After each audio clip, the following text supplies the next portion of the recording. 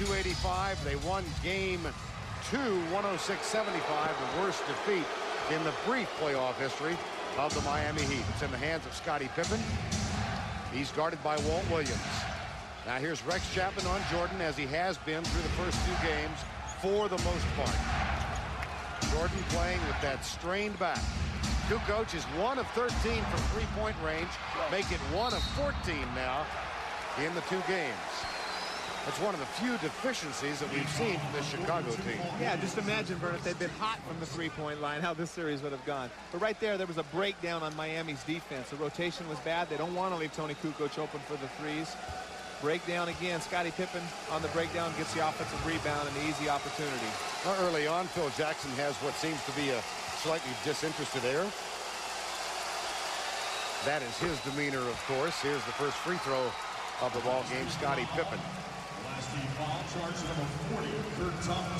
It'll be interesting to see how Michael responds.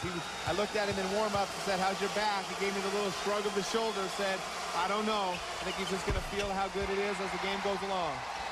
It's an injury that has bothered him periodically for the last 4 or 5 years, he said. The injury came with 2:29 remaining in the second quarter of game 2 on Sunday night. Here's Tim Hardaway, who lit up Chicago for 26 first-half points. Chapman, boy, that's significant, I would think, to get him off to a quick start. Absolutely. They need to get some offensive movement. Michael didn't even raise a hand on the jump shot. You could tell he's trying to feel his way, Vern.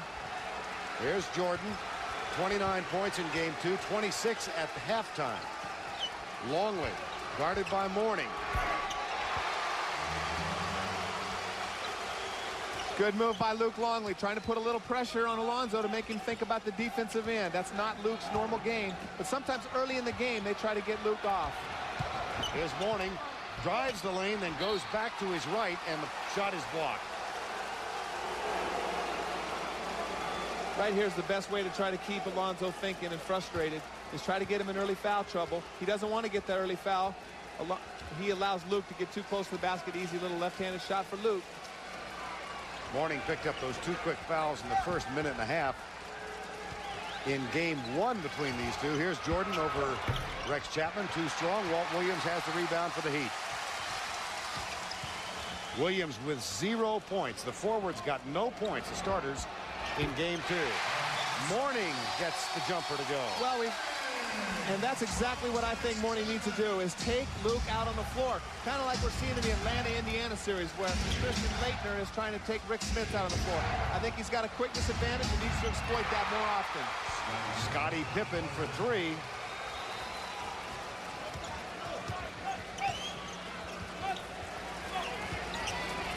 Entry pass to Mourning, takes the jumper, hits it. Tough to double team him out on the floor. That's a good adjustment. Does the old Jack Sikma square up instead of trying to beat him off the dribble in the post, where there's a lot of hands swatting at the ball. Here's Longley. Goes to his right, blocked by Kurt Thomas. Thomas finds Chapman, puts up the jumper. That's the kind of offense they need. They need to get some easy opportunities, get some more people involved in the offense. Beautiful weak side block and help by the rookie Kurt Thomas on Longley.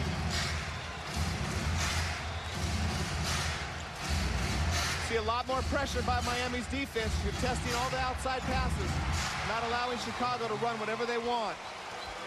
Michael Jordan gets 2. That puts Chicago back on top by 9-8. Here's Mourning. There's the drive in the lane, but another basket over Longley.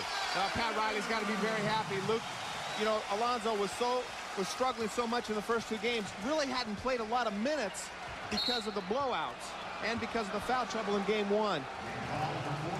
And it's really important that they get him going early in this game. 3 straight baskets, and he's mixed it up. Here he just tries to face up on Luke. Luke backs off because he has a quickness disadvantage. And right here, Alonzo shows his advantage right there. Gets the easy hoop. He can get whatever he wants when he faces up on Luke down in the low post.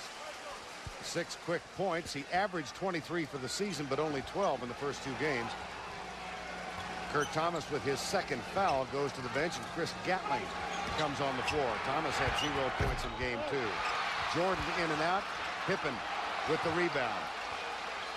decided Chicago rebounding advantage. Well, they had the statistical edge in just about every category in the first two, as you might expect. Here's Kukoc for three. He's now 1 of 15. Well, Scottie Pippen's creeping inside through the rotations. Walt Williams has to do a better job. That time Rex Chapman got switched off on him, but the two previous times Walt Williams did a terrible job of boxing out Scottie Pippen. Walt hasn't been enough a factor offensively. He's got to find a way to contribute, and keeping Scottie off the boards is a place to start. Here's Gatling. Ejected from game one of two players and the coach who was. Here's Mourning and Walt Williams. Rebound, Kukoc. Pippen at the other end of the floor gets the pass from Kukoc for Jordan's three-pointer. The tip, no good. And another offensive rebound, but traveling on the tag end of it. Dick Bavetta made the call. There's Scottie Pippen. They got away with it that time, but again, they allowed Scottie Pippen to get inside. That time it was Rex Chapman. Scottie's a great offensive rebounder and will find a way to get the ball. They got to box him out. 4 offensive rebounds already. Here's the foul called on Ron Harper. His first. Well, Ron Harper has to keep pressure on Tim Hardaway. Tim plays a lot of minutes. They don't get a lot of good play out of their backup point guards. They want to wear Timmy down as much as they can. Hardaway had that marvelous first half, 26 points. He's only scored 13 points in the game and half since then. Gatling off the alley-oop from Hardaway, and it doesn't go. Here's Ron Harper. Kicks it back out to Scottie Pippen. Lays it up and in.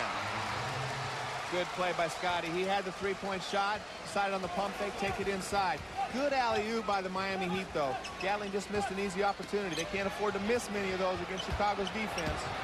Now Mourning, no double. They let Longley play him straight up, and he misses the shot. Rebound by Jordan. Kukoc, long move, foul. He'll shoot free throws. Walt Williams picks up the foul. Well, not very good transition defense. Alonzo got a good opportunity to score down there one-on-one. Nobody came in to double, but nobody ran with Tony on the wing. You got to get back and stop him in transition. Chicago's getting too many easy opportunities and too many shots.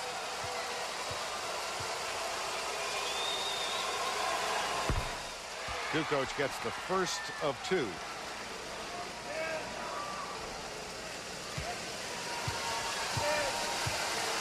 Pretty good poke in the eye. Not enough to hassle him, however. 21 points in the first game against these two, and then limited to only 8. Chapman saves it. Back to Gatling. Ron Harper, Chicago. Into the hands of Pippen. Now here's Kukoc. Gatling guards him. Now Kukoc passes. Pippen also passes on the shot. Double comes from Mourning, and that leaves Luke Longley open. Well, that was a beautiful play by Scottie Pippen.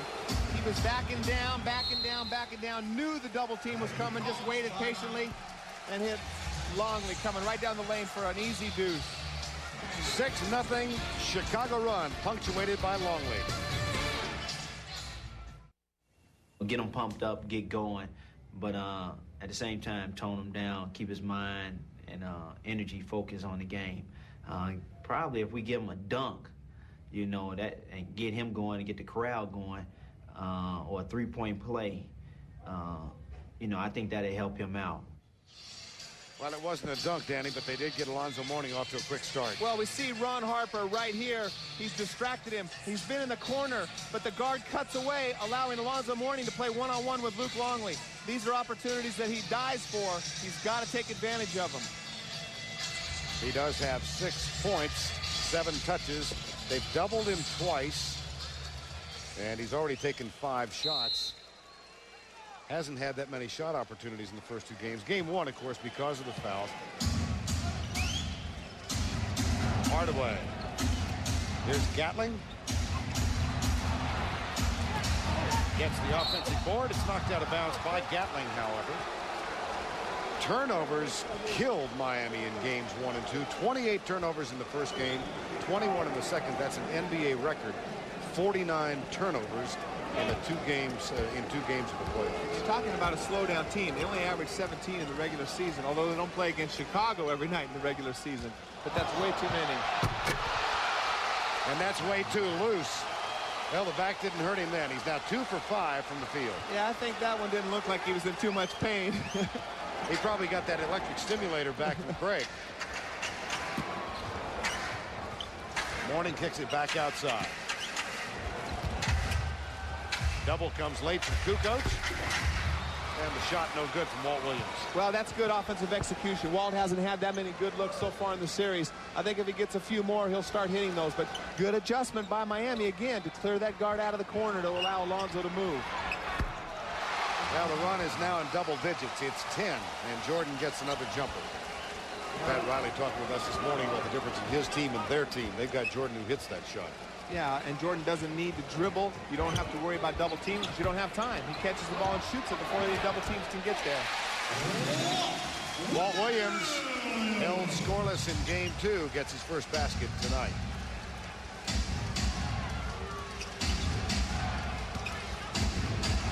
Kukoc, Ron Harper. Hardaway flies at him, but Harper cans it. Good execution. Miami needs to stop the penetration. Once Scotty gets on the baseline, he's got a lot of different options and people to find. Warning, short with a jump hook. Harper to Pippen. Kukoc in the corner.